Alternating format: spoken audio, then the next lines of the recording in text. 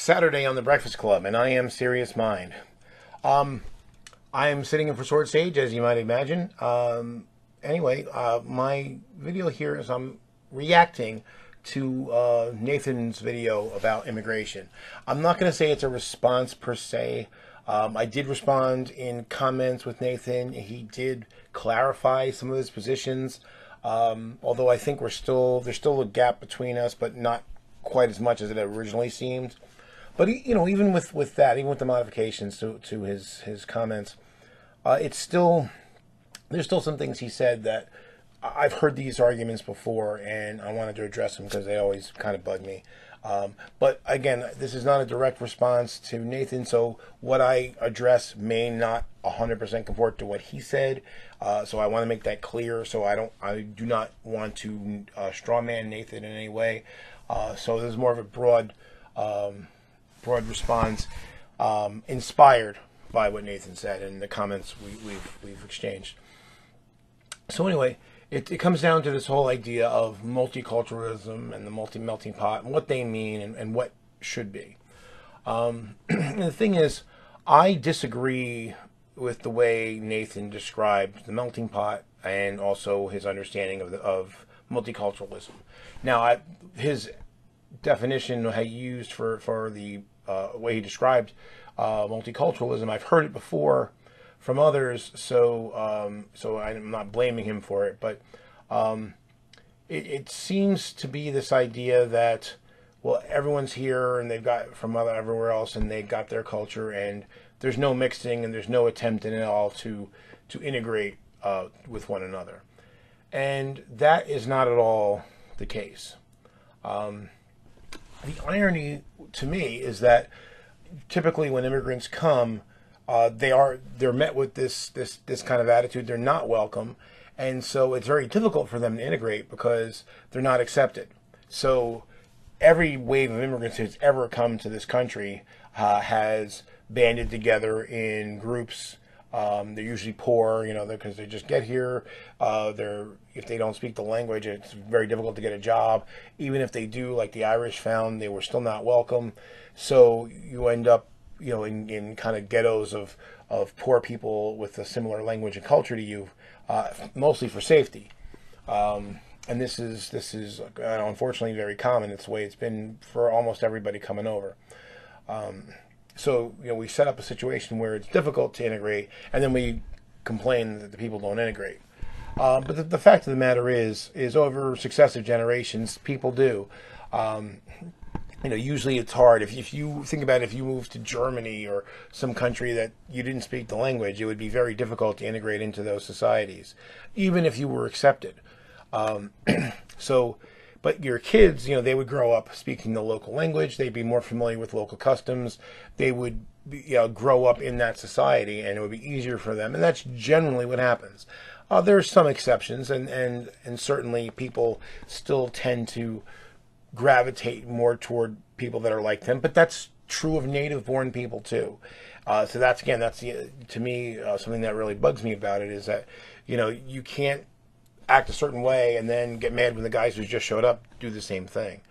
And also, I don't think, again, the way you described the melting pot, I don't think was accurate either. Is the idea that, well, you have the big pot and you come in here and you jump in the pot and you become American, so you all blend.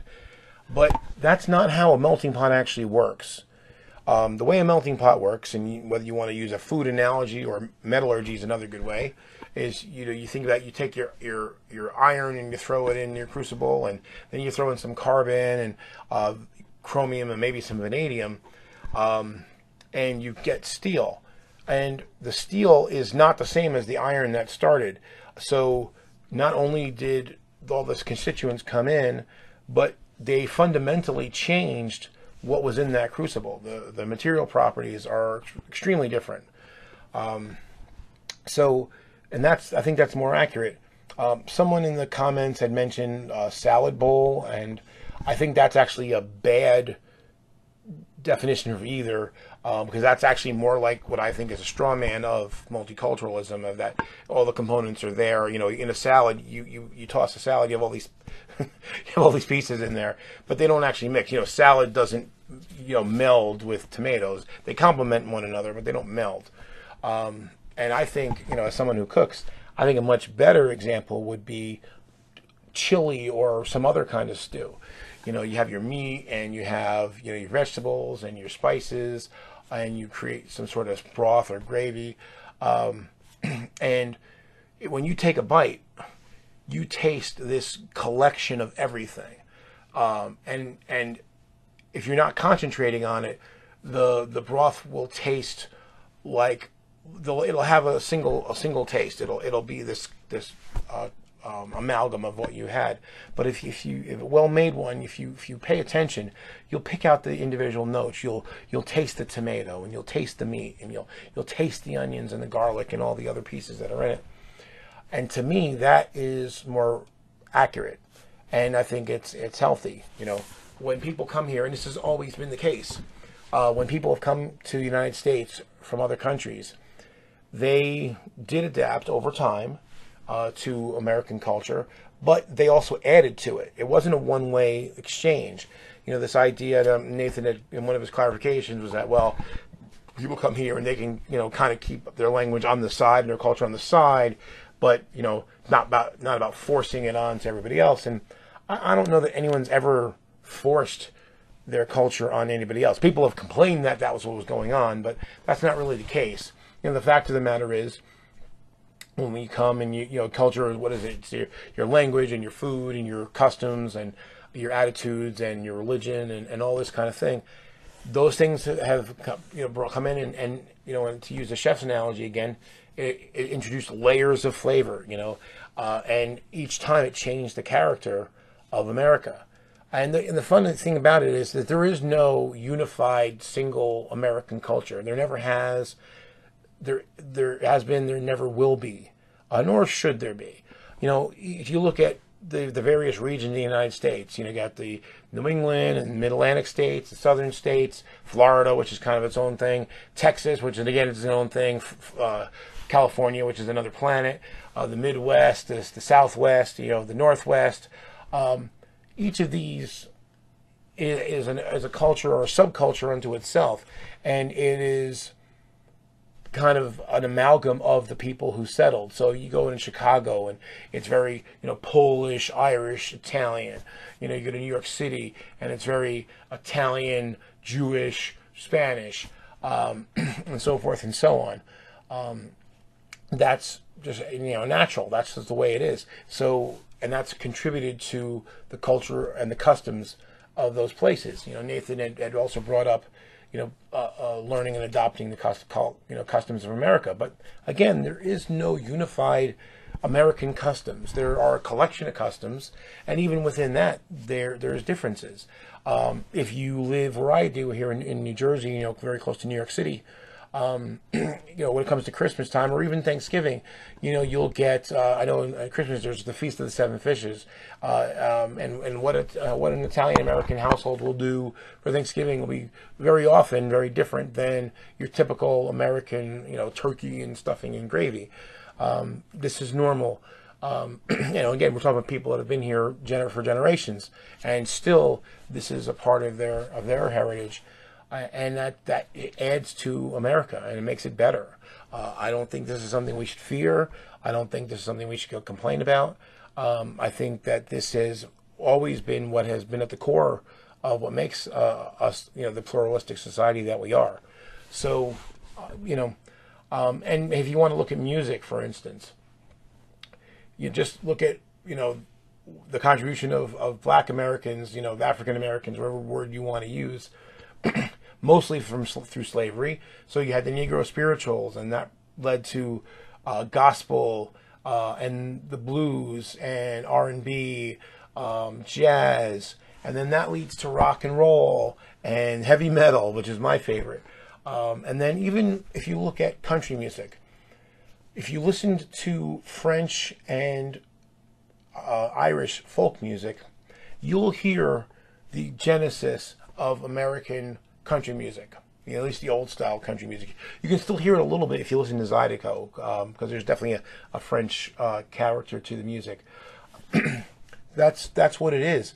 So I think it's kind of hilarious that a nation of people that are and always have been an amalgam of people from other places would take on this kind of xenophobic attitude about immigrants.